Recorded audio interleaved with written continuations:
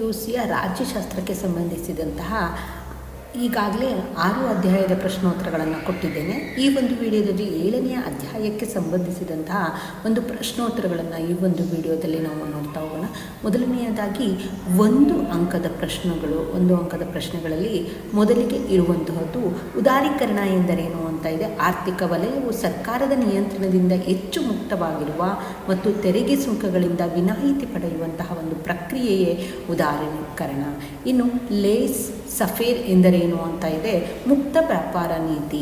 ಇನ್ನು ಖಾಸಗೀಕರಣ ಎಂದರೇನು ನೋಡಿ. ಈ ಒಂದು ಪ್ರಶ್ನೆಯನ್ನು ಜೂನ್ 2016, 19 ಮತ್ತು ಮಾರ್ಚ್ 2019ರಲ್ಲಿ ಈ ಒಂದು ಪ್ರಶ್ನೆಯನ್ನು ಕೇಳಿರುವಂಥದ್ದನ್ನು ನೋಡಬಹುದಾಗಿದೆ. ಸಾರ್ವಜನಿಕ ಉದ್ಯಮಗಳ ಮೇಲಿನ ಸರ್ಕಾರಿ ಒಡೆತನವನ್ನು ಖಾಸಗಿ ಸಂಸ್ಥೆಗಳಿಗೆ ವರ್ಗಾಯಿಸುವಂತಹದ್ದೇ ಖಾಸಗೀಕರಣ. ಇನ್ನು ಜಾಗತೀಕರಣ ಎಂದರೇನು ಅಂತ ಇದೆ.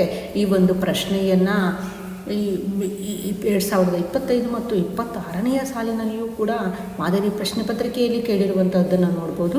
ಇದು ಮಾರ್ಚ್ 2017, ಜೂನ್ 2019ರಲ್ಲಿಯೂ ಕೂಡ ಈ ಒಂದು ಪ್ರಶ್ನೋತ್ತರವನ್ನು ಕೇಳಿರುವಂಥದ್ದನ್ನು ನೋಡ್ಬೋದು. ವಿಶ್ವದ ಆರ್ಥಿಕತೆಯೊಂದಿಗೆ ರಾಷ್ಟ್ರದ ಆರ್ಥಿಕತೆಯನ್ನು ಒಂದುಗೂಡಿಸುವಂಥ ಒಂದು ಪ್ರಕ್ರಿಯೆಯೇ ಜಾಗತೀಕರಣ. ಇನ್ನು ಭಾರತದಲ್ಲಿ ಜಾಗತೀಕರಣವು ಯಾವಾಗ ಪ್ರಾರಂಭವಾಯಿತು ಅಂತ ಇದೆ.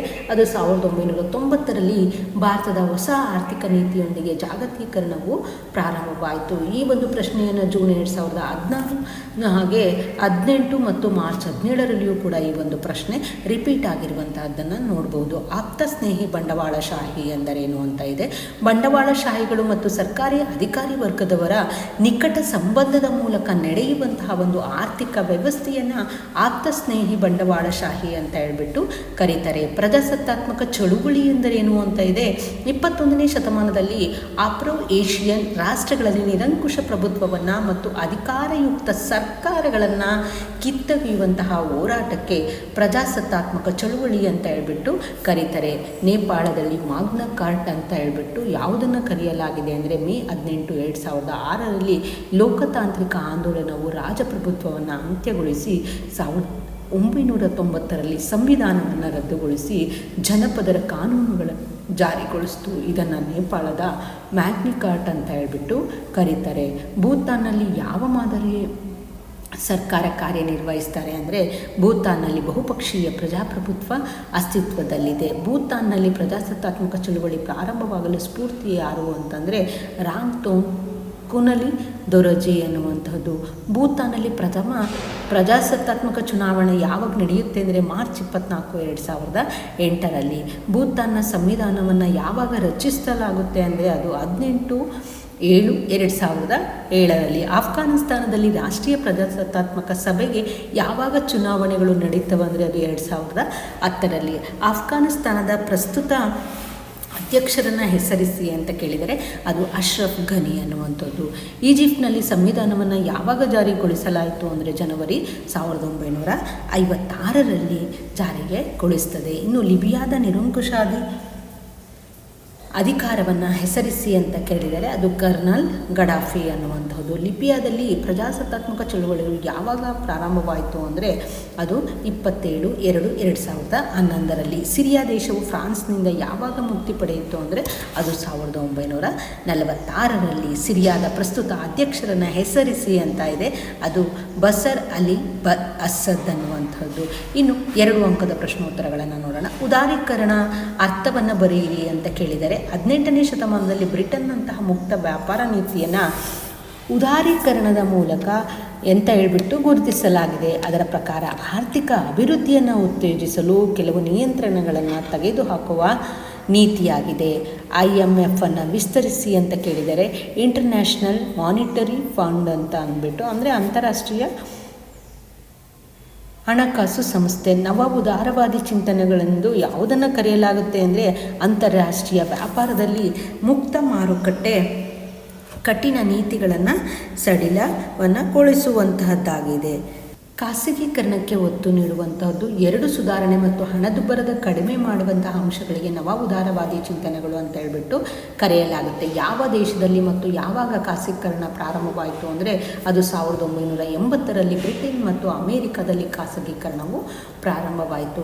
ಪ್ರತಿಭಾ ಪಲಾಯನ ಅಂದರೆ ಏನು ಅಂತ ಕೇಳಿದರೆ, ಅಭಿವೃದ್ಧಿ ಹೊಂದುತ್ತಿರುವಂತಹ ರಾಷ್ಟ್ರಗಳಲ್ಲಿ ಪ್ರತಿಭಾವಂತ ವಿದ್ಯಾರ್ಥಿ ಸಮೂಹ ಹೆಚ್ಚಿನ ಹಣ, ಸೌಲಭ್ಯ ಮತ್ತು ಗೌರವ ಪ್ರತಿಷ್ಠೆಗಳಿಗಾಗಿ ವಿದೇಶಗಳಿಗೆ ಉದ್ಯೋಗಕ್ಕಾಗಿ ಪಲಾಯನ ಮಾಡ್ತಾ ಇದ್ದಾರೆ. ಇದನ್ನೇ ಪ್ರತಿಭೆ ಪಲಾಯನ ಅಂತ ಹೇಳ್ಬಿಟ್ಟು ಕರೀತಾರೆ. ಮುಕ್ತ ಮಾರುಕಟ್ಟೆ ಅಂತ ಹೇಳ್ಬಿಟ್ಟು ಯಾವುದನ್ನು ಕರೆಯಲಾಗುತ್ತೆ ಅಂದರೆ, ಮುಕ್ತ ಮಾರುಕಟ್ಟೆಯ ವ್ಯವಸ್ಥೆ ಒಂದು ಅರ್ಥವ್ಯವಸ್ಥೆಯಾಗಿದೆ. ಇದರಲ್ಲಿ ಸರ್ಕಾರವು ಕೆಲವು ನಿರ್ದಿಷ್ಟ ವಿಷಯಗಳಿಗೆ ನಿಬಂಧನೆಗಳನ್ನು ಹಾಕುವ ಮೂಲಕ ಬಂಡವಾಳಶಾಹಿ ಪರವಾಗಿ ಹಸ್ತಕ್ಷೇಪವನ್ನು ಮಾಡುತ್ತದೆ. ಪ್ರಪಂಚದ ಇಬ್ಬರು ಅಧಿಕಾರಯುತ ಆಡಳಿತಗಾರರನ್ನು ಹೆಸರಿಸಿ ಅಂತ ಕೇಳಿದರೆ, ಈಜಿಪ್ಟ್ನ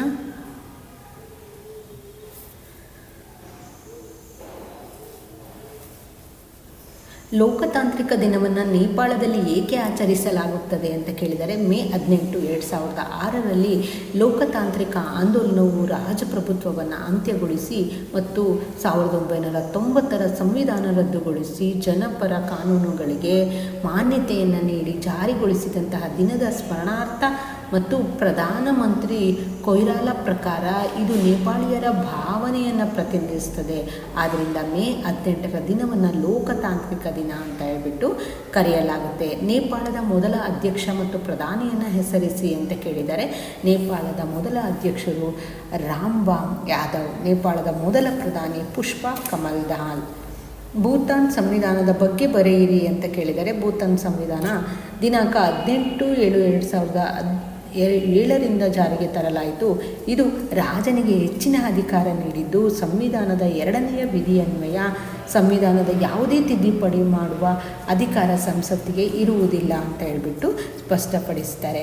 ಇನ್ನು ಆಫ್ಘಾನಿಸ್ತಾನದಲ್ಲಿ ಪ್ರಜಾಸತ್ತಾತ್ಮಕ ರಾಜಕೀಯ ಪಕ್ಷಗಳು ಯಾವಾಗ ಬರ್ತವೆ ಅಂತಂದರೆ, ಅದು 2010ರಲ್ಲಿ ಆಫ್ಘಾನಿಸ್ತಾನದಲ್ಲಿ ಪ್ರಜಾಸತ್ತಾತ್ಮಕ ರಾಜಕೀಯ ಪಕ್ಷಗಳು ಬೆಳೆದು ಬಂದರೂ ಕೂಡ ಅಲ್ಲಿಯ ರಾಜಕೀಯ ಅಸ್ಥಿರತೆ ಮತ್ತು ಇಚ್ಛಾಶಕ್ತಿಯ ಕೊರತೆಯಿಂದ ಉತ್ತಮ ಸಮಾಜವನ್ನು ಸೃಷ್ಟಿಸುವಂತಹ ಭದ್ರ ಬುನಾದಿಯನ್ನು ಹಾಕುವಲ್ಲಿ ಯಶಸ್ವಿ ಆಗಲಿಲ್ಲ.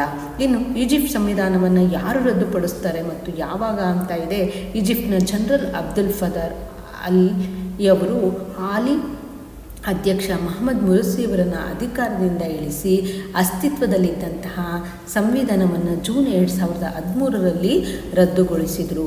ಲಿಬಿಯಾದಲ್ಲಿ ಪ್ರಜಾಸತ್ತಾತ್ಮಕ ಆಂದೋಲನವನ್ನು ಯಾರು ಆರಂಭಿಸಿದರು ಮತ್ತು ಯಾವಾಗ ಅಂತ ಇದೆ, ಅದು ಲಿಬಿಯಾದಲ್ಲಿ ಪ್ರಜಾಸತ್ತಾತ್ಮಕ ಆಂದೋಲನವನ್ನು ಗಡಾಫಿ ವಿರುದ್ಧ 27/2/2011ರಲ್ಲಿ NTC ಅಂದರೆ ನ್ಯಾಷನಲ್ ಟ್ರಾನ್ಸಿಷನಲ್ ಕೌನ್ಸಿಲ್ ಮಾಡಿತ್ತು. ಸಿರಿಯಾದ ಯಾವುದಾದರೂ 2 ಜನಾಂಗೀಯ ಗುಂಪುಗಳನ್ನು ಹೆಸರಿಸಿ ಅಂತ ಕೇಳಿದರೆ, ಸಿರಿಯಾದ ಜನಾಂಗೀಯ ಗುಂಪುಗಳು ಅಂತಂದರೆ ಅರಬ್ಸ್ ಕರ್ಡ್ ಮತ್ತು ಅರ್ಮೇನಿಯನ್ಸ್, ಅಸ್ಯಾರಿಯನ್, ಟರ್ಕ್ಮೇನಿಸ್ ಅನ್ನುವಂಥದ್ದು.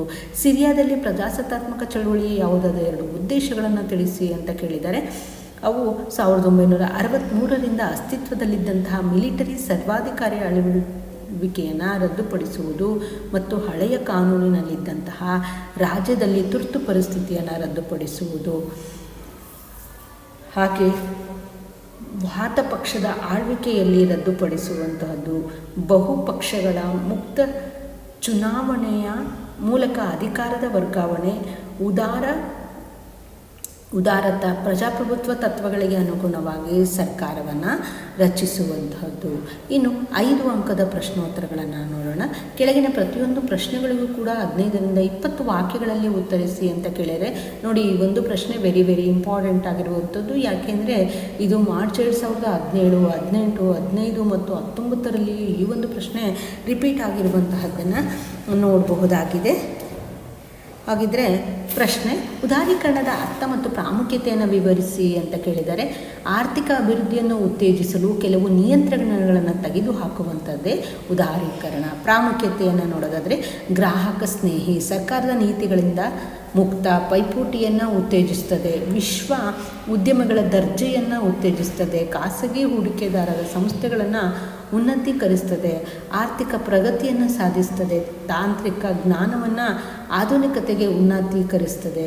ಇದರ ಬಗ್ಗೆ ಒಂದು 2 ಲೈನಲ್ಲಿ ವಿವರಣೆಯನ್ನು ಮಾಡಬೇಕಾಗುತ್ತೆ.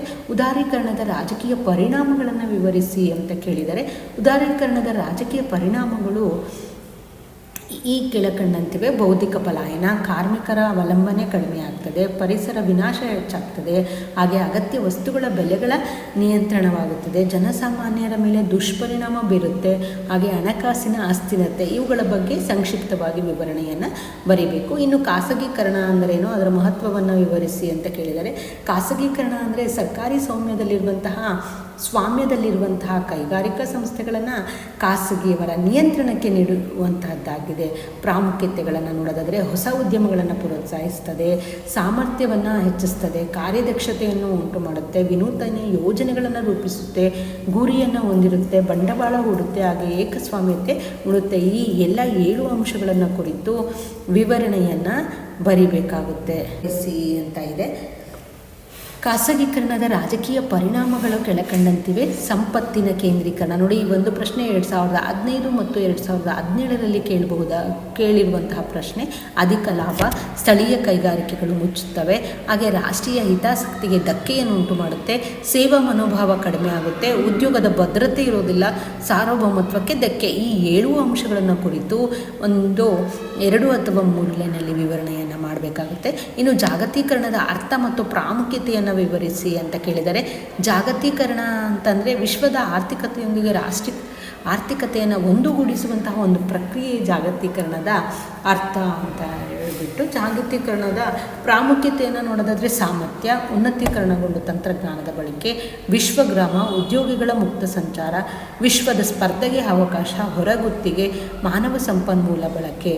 ಇನ್ನು ಜಾಗತೀಕರಣದ ರಾಜಕೀಯ ಪರಿಣಾಮಗಳನ್ನು ವಿವರಿಸಿ ಅಂತ ಕೇಳಿದರೆ, ಶಕ್ತಿ, ರಾಷ್ಟ್ರಗಳ ಒತ್ತಡ, ಪರಮಾಧಿಕಾರಕ್ಕೆ ಧಕ್ಕೆ ಆಗುತ್ತೆ, ಸಾಂಸ್ಕೃತಿಕ ವ್ಯಭಿಚಾರ ಆಗುತ್ತೆ, ಜೀವನ ಶೈಲಿಗೆ ಗುಲಾಮರಾಗ್ತಾರೆ, ಸಾಲ ಮನ್ನಾ ರದ್ದುಗೊಳಿಸುವುದು, ರಾಜಕೀಯ ಅಸ್ಥಿರತೆ, ಸಮೂಹ ಮಾಧ್ಯಮಗಳ ಮೇಲೆ ನಿಯಂತ್ರಣ. ಆತ್ಮಸ್ನೇಹಿ ಬಂಡವಾಳಶಾಹಿ ಎಂದರೇನು ಅಂತ ಇದೆ, ಅದರ ಸ್ವರೂಪವನ್ನು ವಿವರಿಸಿ ಅಂತ ಕೇಳಿದರೆ, ಆರ್ಥಿಕ ವ್ಯವಸ್ಥೆಯ ವಾಣಿಜ್ಯ ವ್ಯಾಪಾರಗಳಲ್ಲಿ ಯಶಸ್ವಿ ಕಾಣಲು ವಾಣಿಜ್ಯೋದ್ಯಮಿಗಳು ಮತ್ತು ಸರ್ಕಾರಿ ಅಧಿಕಾರಿ ವೃಂದದ ನಡುವೆ ಇರುವಂತಹ ನಿಕಟವಾದ ಸಂಬಂಧವನ್ನು ಆಪ್ತಸ್ನೇಹಿ ಬಂಡವಾಳಶಾಹಿ ಅಂತ ಹೇಳ್ಬಿಟ್ಟು ಕರೆಯಲಾಗುತ್ತೆ. ಆಪ್ತಸ್ನೇಹಿ ಬಂಡವಾಳಶಾಹಿಯ ಸ್ವರೂಪವನ್ನು ನೋಡಿದರೆ ರಾಜಕೀಯ ಹತೋಟಿಯ ಪರವಾಗಿರುತ್ತೆ. ಆಪ್ತಸ್ನೇಹಿ ಬಂಡವಾಳ ಮತ್ತು ಪ್ರತಿಫಲ, ಆಸ್ತಿಯ ಸಂರಕ್ಷಣೆ, ಹಾಗೆ ಲಾಭಾಂಶ, ಹಣ ಸಂಬಂಧಿಕರಲ್ಲಿ ಹಂಚಿಕೆ, ಆರ್ಥಿಕ ಶಕ್ತಿಯ ಕೇಂದ್ರೀಕರಣ. ನೇಪಾಳದಲ್ಲಿ ಪ್ರಜಾಸತ್ತಾತ್ಮಕ ಚಳುವಳಿಯನ್ನು ವಿವರಿಸಿ ಅಂತ ಕೇಳಿದರೆ, 18ನೇ ಶತಮಾನದಲ್ಲಿ ಪ್ರಜಾಪ್ರಭುತ್ವ ಅಸ್ತಿತ್ವ, ಪ್ರಜಾಸತ್ತಾತ್ಮಕ ಚಳುವಳಿಗೆ ಭಾರತ ಮತ್ತು ಚೀನಾ ದೇಶಗಳ ಪ್ರಭಾವ, ಬಿಕ್ರಮ್ ಶಾ ಆಳ್ವಿಕೆ ಕಾಲದಲ್ಲಿ ಪ್ರಜಾಸತ್ತಾತ್ಮಕ ಮತ್ತು ಮಾವೋದಿ ಚಳುವಳಿ ಪ್ರಾರಂಭವಾಯಿತು. 1960-1979ರವರೆಗೆ ಹೋರಾಟ. ಪ್ರಥಮ ಚುನಾಯಿತ ಸರ್ಕಾರ ನ್ಯಾಷನಲ್ ಕಾಂಗ್ರೆಸ್ ಕೊಯಿರಾಲಾ ಸರ್ಕಾರದಿಂದ ವಿಸರ್ಜನೆಗೊಂಡು 1980ರಲ್ಲಿ ಸೀಮಿತ ಪ್ರಜಾಪ್ರಭುತ್ವ, ಬಹುಪಕ್ಷಗಳ ಸಂಸದೀಯ ರಾಜಪ್ರಭುತ್ವ. 1990ರಲ್ಲಿ ಕಮ್ಯುನಿಸ್ಟ್ ಮಾವೋವಾದಿ ರಾಜಕೀಯ ಕದನಕ್ಕೆ ಚಾಲನೆ ನೀಡುತ್ತದೆ, ಸಮಗ್ರ ಚಾಲನೆ ನೀಡಿತು. ಹಾಗೆ ಸಮಗ್ರ ಶಾಂತಿ ಒಪ್ಪಂದ 2006 ನವೆಂಬರ್ 21ರಲ್ಲಿ ಜ್ಞಾನೇಂದ್ರಳ 7 ಪಕ್ಷಗಳ ಮೈತ್ರಿ ಸಂಘಟನೆ. 18 ಮೇ 2006 ಲೋಕತಾಂತ್ರಿಕ ಆಂದೋಲನ ನೇಪಾಳದ ಮ್ಯಾಗ್ನಿಕಾರ್ಡ್. ಹಾಗೆ ಮೇ 18 ಲೋಕತಾಂತ್ರಿಕ ದಿನ. 2008 ಮೇ 29 ಹೊಸ ಸಂವಿಧಾನದ ರಚನೆ. ಜೂನ್ 2008ರಲ್ಲಿ ನೇಪಾಳ ಅಧಿಕೃತ ಸಂಯುಕ್ತ ಪ್ರಜಾಸತ್ತಾತ್ಮಕ ಗಣರಾಜ್ಯವಾಗಿ ಮರುನಾಮಕರಣ ಆಗುತ್ತೆ. ಇನ್ನು ಪ್ರಥಮ ಅಧ್ಯಕ್ಷ ರಾಮ್ ವರನ್ ಯಾದವ್, ಪ್ರಥಮ ಪ್ರಧಾನಿ ಪುಷ್ಪಾ ಕಮಲ್ ದಾಲ್.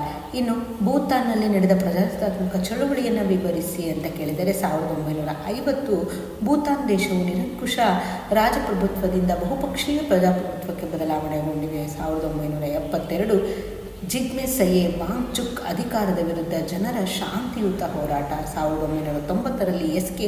ನ್ಯೂಪಾಣಿ ನೇತೃತ್ವದಲ್ಲಿ ಹೋರಾಟ 1990ರಲ್ಲಿ ಭೂತಾನ್ ಚಳುವಳಿಗೆ ಕಾರಣಗಳು ರಾಜಪ್ರಭುತ್ವದ ವಿರೋಧ ಸರ್ಕಾರದ ಸಾಂಸ್ಕೃತಿಕ ಶೋಷಣೆ ಮಾನವ ಹಕ್ಕುಗಳ ಉಲ್ಲಂಘನೆ ಕೈದಿಗಳ ಹಿಂಸೆ ಜನರ ದಸ್ತಗಿರಿ ಮತ್ತು ಸೆರೆಮನೆಗೆ ಹಾಕುವಂಥದ್ದು. ಅಫ್ಘಾನಿಸ್ತಾನದ ಪ್ರಜಾಸತ್ತಾತ್ಮಕ ಚಳುವಳಿಯನ್ನು ವಿವರಿಸಿ ಅಂತ ಕೇಳಿದ್ದಾರೆ. ಏಪ್ರಿಲ್ 27, 1978ರಲ್ಲಿ ಸೌಹಾರ ಕ್ರಾಂತಿ ಆಗುತ್ತೆ. ಮೇ 1, 1978ರಲ್ಲಿ PDPA ಅಂದರೆ ಪೀಪಲ್ ಡೆಮೊಕ್ರೆಟಿಕ್ ಪಾರ್ಟಿ ಅನ್ನುವಂಥದ್ದು ಅಧ್ಯಕ್ಷರು ತಾರಕಿ ಆಡಳಿತ 1997ರವರೆಗೆ. ಹಾಗೆ ಕಾಮೂಲ್ಸ್ ಆಡಳಿತಾವಧಿ ಬೆಳವಣಿಗೆಗಳು, ಡಾಕ್ಟರ್ ನಜಿಬುಲ್ಲಾ ಅಧಿಕಾರಾವಧಿಯಲ್ಲಿ ಬೆಳವಣಿಗೆಗಳು, ಬಾನ್ ಒಪ್ಪಂದ 2001 ಪ್ರಮುಖ ಅಂಶಗಳು ಲಿಂಗ ತಾರತಮ್ಯ, ಜನಾಂಗೀಯ ಸುಧಾರಣೆಗಳು, ಜನರ ಸರ್ಕಾರ ಭಾಗವಹಿಸುವಿಕೆ, ಆರ್ಥಿಕ ಪ್ರಗತಿ ಮುಂದಾದವುಗಳು. ಹಾಗೆ 2004 ಜನವರಿ ಹೊಸ ಸಂವಿಧಾನ ಜಾರಿಗೆ ಮಾಡುವಂಥದ್ದು. 2004ರಲ್ಲಿ ಅಕ್ಟೋಬರ್ ರಾಷ್ಟ್ರೀಯ ಚುನಾವಣೆ, 2005ರಲ್ಲಿ ಸಂಸತ್ ಮತ್ತು ಪ್ರಾಂತೀಯ ಚುನಾವಣೆ, 2005, 2006ರಲ್ಲಿ ಉಗ್ರ ಅಟ್ಟಹಾಸ, ಹಾಗೆ 2009ರಲ್ಲಿ ಅಮೆರಿಕದ ಅಧ್ಯಕ್ಷರಾದಂತಹ ಬರಾಕ್ ಒಬಾಮಾ ಮತ್ತು NATO ಒಪ್ಪಂದದಂತೆ ಅಫ್ಘಾನಿಸ್ತಾನದಲ್ಲಿ ಪ್ರಜಾಸತ್ತಾತ್ಮಕ ಸರ್ಕಾರಕ್ಕೆ ಪ್ರಯತ್ನ. 2010ರಲ್ಲಿ ರಾಷ್ಟ್ರೀಯ ಸಂಸತ್ತಿನ ಚುನಾವಣೆ. ಪ್ರಸ್ತುತ ಅಫ್ಘಾನಿಸ್ತಾನದ ಅಧ್ಯಕ್ಷ ಅಶ್ರಫ್ ಘನಿ. ಈಜಿಪ್ಟ್ನಲ್ಲಿ ನಡೆದ ಪ್ರಜಾಸತ್ತಾತ್ಮಕ ಚಳುವಳಿಯನ್ನು ವಿವರಿಸಿ ಅಂತ ಕೇಳಿದರೆ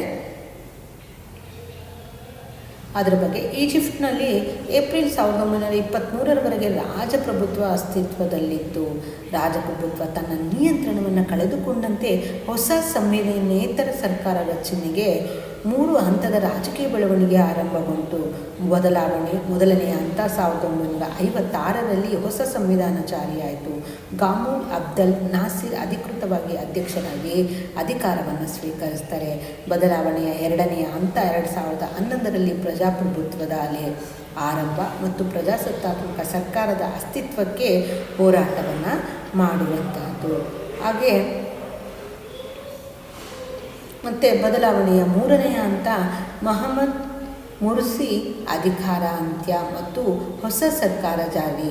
2012ರ ಚುನಾವಣೆ ಮತ್ತೊಮ್ಮೆ ಮೊಹಮ್ಮದ್ ಮುರ್ಸಿ ಚುನಾಯಿತ ಅಧ್ಯಕ್ಷರಾಗ್ತಾರೆ.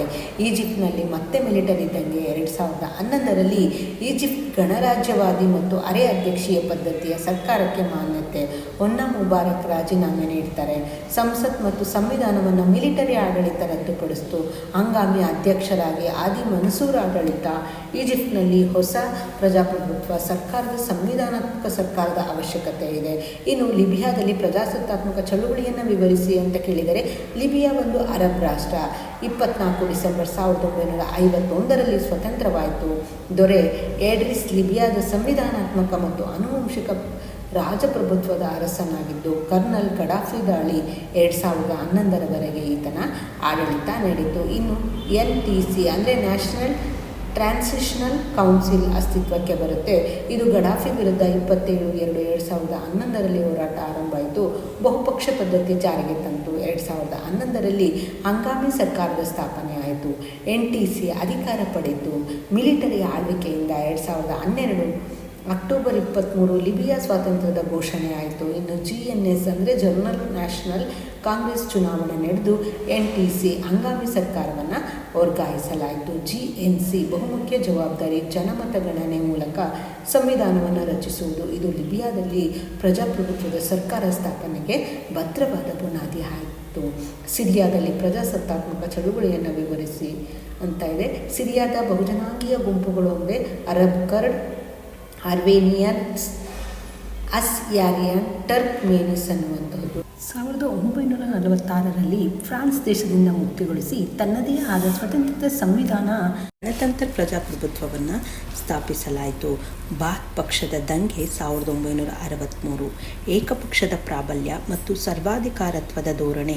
ಸಿರಿಯಾದ ನಾಗರಿಕರು ಬಾತ ಪಕ್ಷದ ವಿರುದ್ಧ ಹೋರಾಟಕ್ಕೆ ಇಳಿದರು.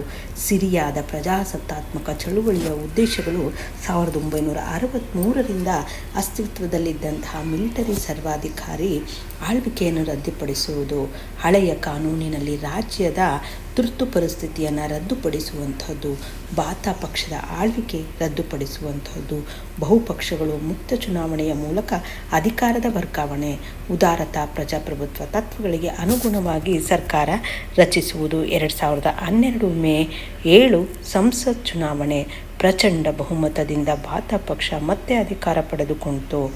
ಸಿರಿಯಾದಲ್ಲಿ ಈಗಲೂ ಕೂಡ ಜನಾಂಗೀಯ, ಧಾರ್ಮಿಕ ಮತ್ತು ಪ್ರಾಂತೀಯ ಭಿನ್ನತೆ ಹೆಚ್ಚಾಗಿದೆ. ಪ್ರಸ್ತುತವಾದಂತಹ ಸಿರಿಯಾದ ಅಧ್ಯಕ್ಷರು ಅಂದರೆ ಆಗ ಇದ್ದಂತಹವರು ಬಸರ್ ಅಲಿ ಅಸಾದ್, ಹಾಗೆ ಸಿರಿಯಾದ ಪ್ರಧಾನಿಯಾಗಿದ್ದಂತಹವರು ನದೀರ್ ಅಲಿ ಅರಿಜಿ ಅನ್ನುವಂತಹದ್ದು. ಇಷ್ಟು ನಿಮ್ಮ ಅಧ್ಯಾಯ 7ಕ್ಕೆ ಸಂಬಂಧಿಸಿದಂತಹ ಸಂಪೂರ್ಣವಾದಂತಹ ಪ್ರಶ್ನೋತ್ತರವಾಗಿತ್ತು. ಮುಂದಿನ ಒಂದು ಅಧ್ಯಾಯದ ಪ್ರಶ್ನೋತ್ತರ ಅಂದರೆ 8ನೇ ಅಧ್ಯಾಯ, ಅಂತಾರಾಷ್ಟ್ರೀಯ ಸಂಬಂಧಗಳು ಮತ್ತು ವ್ಯವಸ್ಥೆಯನ್ನು ಕುರಿತಾದಂತಹ ಅಧ್ಯಾಯದ ಪ್ರಶ್ನೋತ್ತರಗಳನ್ನು ಮುಂದಿನ ವಿಡಿಯೋದಲ್ಲಿ. ಸಿರಿಯಾದ ಧನ್ಯವಾದಗಳು. ಪ್ರಸ್ತುತವಾದಂತಹ ಅಧ್ಯಕ್ಷರು ಅಂದರೆ ಅಹಮದ್ ಅಲ್ ಶರಾ ಅನ್ನುವಂಥದ್ದು. ಹಾಗೆ ಅಲ್ಲಿ ಯಾವುದೇ ರೀತಿಯಾದಂತಹ ಪ್ರಧಾನಮಂತ್ರಿಗಳಿಲ್ಲ, ಬದಲಾಗಿ ಮೊಹಮ್ಮದ್ ಅಲ್ ಬಶೀರ್ ಅವರು ಅಸ್ಸಾದ್ ಆಡಳಿತದ ಪತನದ ನಂತರ ಉಸ್ತುವಾರಿ ಪ್ರಧಾನಮಂತ್ರಿಯಾಗಿದ್ದರು.